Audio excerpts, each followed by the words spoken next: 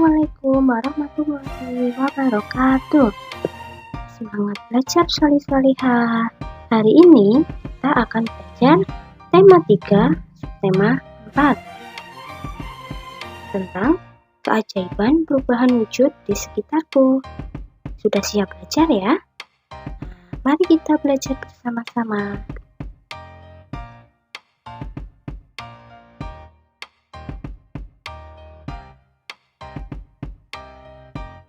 Kemarin sudah belajar tentang perubahan wujud benda ya. Masih ingat kan? Ayo, siapa yang sudah lupa? Ayo kita ingat-ingat lagi. Yang pertama ada membeku. Membeku adalah perubahan wujud benda dari cair menjadi padat. Yang kedua, mencair. Perubahan wujud benda dari padat menjadi cair. Yang ketiga, ada menguap. Perubahan wujud benda dari cair menjadi gas. Dan yang keempat, mengembun. Perubahan wujud benda dari gas menjadi cair. Yang kelima, menyublim. Perubahan wujud benda dari padat menjadi gas. Dan yang terakhir, mengkristal. Apa sih mengkristal itu? Nah, mengkristal adalah perubahan wujud benda dari gas menjadi padat. Itu adalah perubahan wujud benda yang sudah kalian pelajari ya.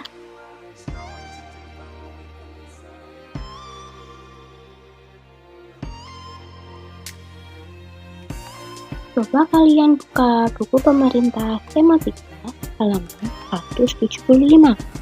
Di halaman tersebut ada bacaan tentang bertani garam. Tahukah kalian bagaimana cara membuat garam? Proses yang pertama, siapkan petak-petak tambak. Kemudian, isilah tambak dengan air laut. Selanjutnya, air laut yang terkena sinar matahari akan menguap. Setelah itu, akan menghasilkan kristal-kristal garam. Oh iya, ingat, proses membuat garam setiap hari harus ditambah dengan air laut. Karena air laut menguap ketika terkena sinar matahari. Lakukanlah hal tersebut selama 210 hari atau sampai musim kemarau berakhir. Setelah itu, lapisan garam sudah siap dipanen. Pada proses pembuatan garam, perubahan wujud apa ya yang terjadi? Perubahan wujud yang terjadi yaitu menguap. Menguap adalah perubahan wujud benda dari cair menjadi gas.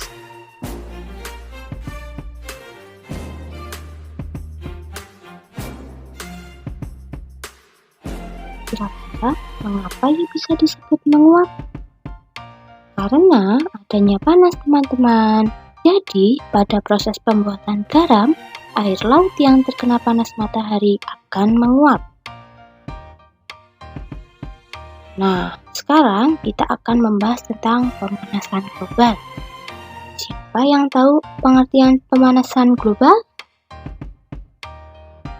Pemanasan global adalah meningkatnya suhu bumi. Tahukah kalian apa saja yang menyebabkan pemanasan global?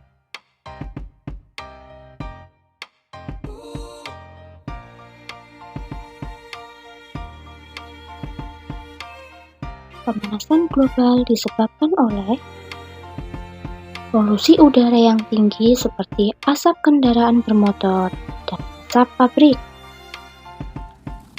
Kemudian penggunaan listrik dan air yang berlebihan. Penggunaan plastik yang berlebihan juga menyebabkan pemanasan global.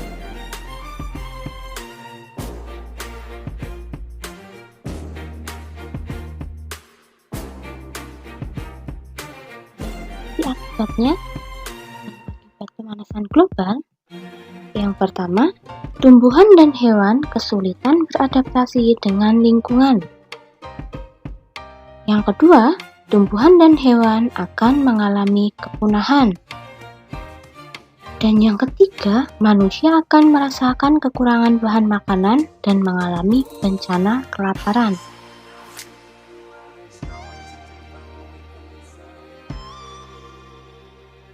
Nah, cara mencegahnya agar tidak terjadi pemanasan global, pertama, mengurangi pencemaran udara seperti berjalan kaki dan menggunakan sepeda ke tempat yang dekat. Yang kedua, menanam pohon dan memelihara tumbuhan dengan baik. Dan yang ketiga, menghemat pemakaian listrik dan air.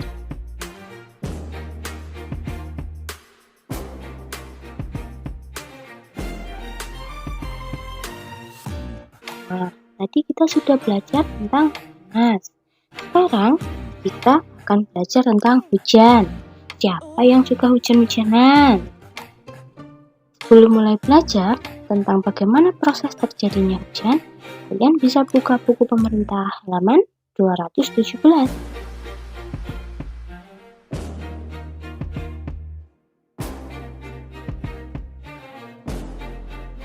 Perhatikan gambar terjadinya hujan di bawah ini. Bisa dilihat ya gambarnya, coba diperhatikan. Kira-kira bagaimana sih proses terjadinya hujan?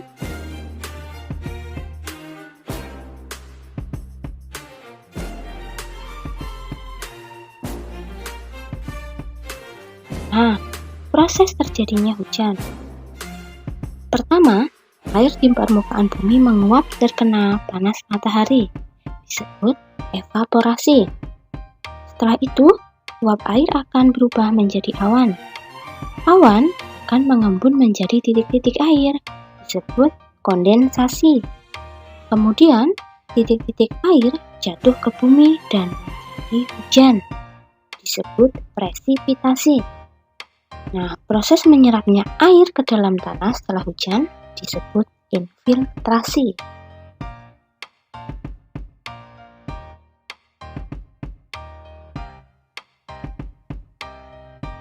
Pernahkah kalian membantu ibu mengangkat jemuran ketika hujan turun? Pasti pernah ya.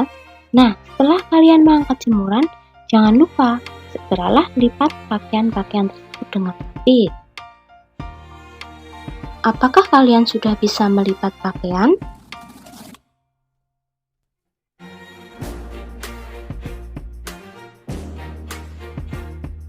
Buka buku pemerintah halaman 183.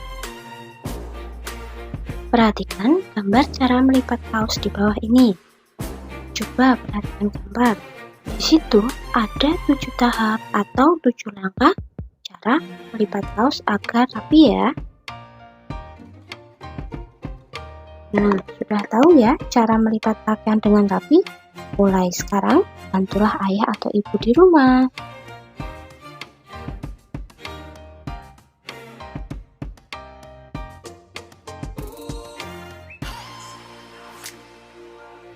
Bantu ibu mengangkat jemuran dan melipat pakaian merupakan salah satu sikap bersatu. Nah, contoh sikap bersatu antara lain, yang pertama, menjaga adik dan membantu adik belajar. Yang kedua, berbagi tugas membersihkan rumah dengan anggota keluarga yang lain. Yang ketiga, belajar kelompok dengan teman. Yang keempat, menolong tetangga yang kesulitan. Nomor 5, bergotong royong membersihkan lingkungan masyarakat.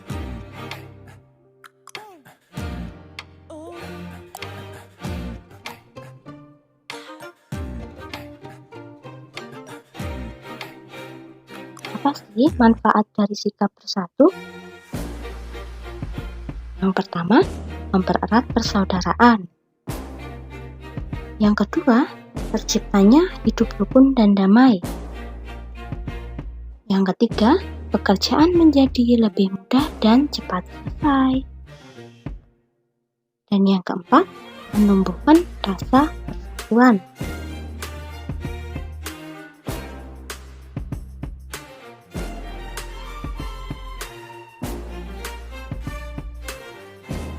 Ketika setiap orang sedang melakukan tugasnya, apa sih yang harus kita lakukan?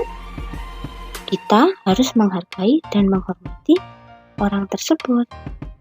Contohnya, penjaga sekolah sedang membersihkan halaman sekolah, maka kita tidak boleh membuang sampah di halaman sekolah.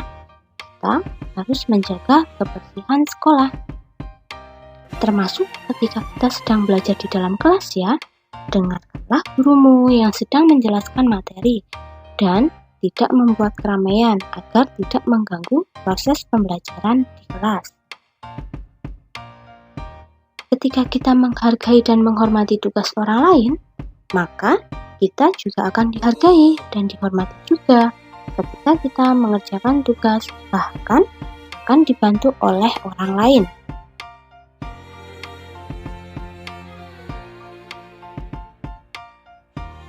Terima kasih solih-solihah sudah belajar bersama Ustazah hari ini. Tetap semangat belajar ya. Wassalamualaikum warahmatullahi wabarakatuh.